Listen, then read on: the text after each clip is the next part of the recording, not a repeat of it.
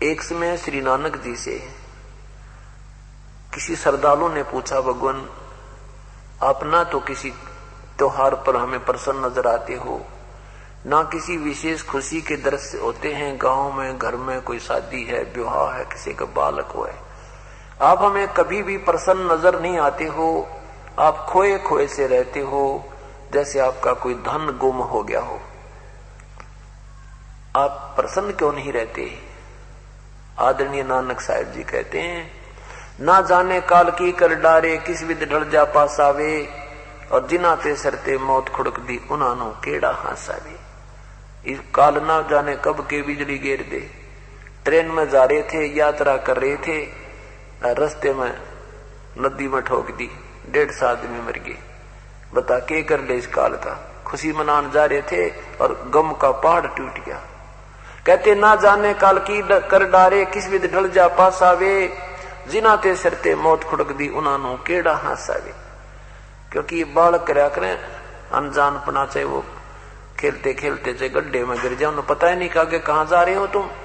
और सियाने जब हो जाते हैं, बड़े हो जाते हैं, फिर वो ऐसी गलती नहीं करते। जब हम संतों के विचार सुनकर अब सियाने हो जाएंगे, फिर हम ये गलती नहीं करेंगे।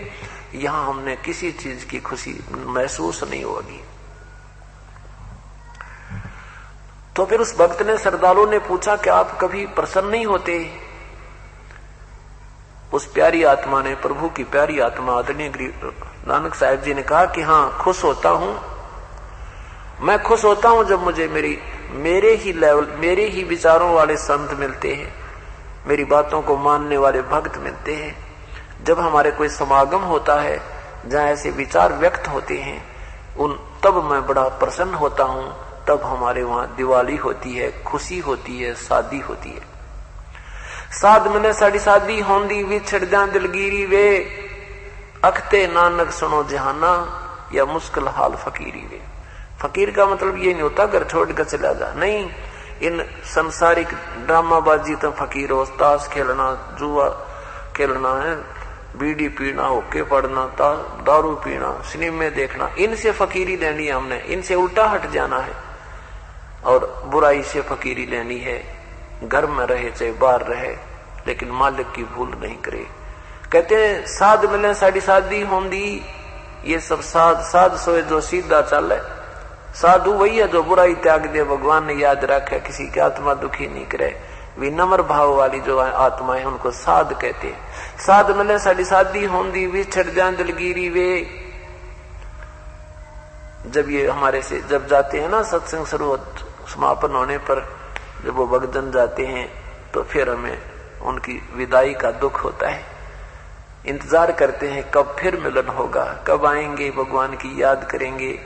क्योंकि एक ही विचारों के जहां व्यक्ति होते हैं वो आनंद न्यारा ही होता है। इसलिए परमात्मा भी कहते हैं कि इष्ट मिले और मन मिले, मिले सकल रसरीत, कह कबीर ता जाइए, ये संतन की प्रीत। यानी अन्य दूसरों के उन ड्रामेबाजों के सत्संगों में भी हमने नहीं जाना चाहिए। हाँ, कोई भक्त मिलता है, समझाने की चेष्टा कर सकते हो कि ये मार्ग ठीक नहीं है, माने तो ठीक है, नहीं माने उसकी सलाह। इसलिए कहते हैं कि साध मिले सड़ी शादी होंदी, विछड़ जा दिलगिरी वे, अख दे नानक सुनो जहाना, ये मुश्किल हाल फकीरी वे।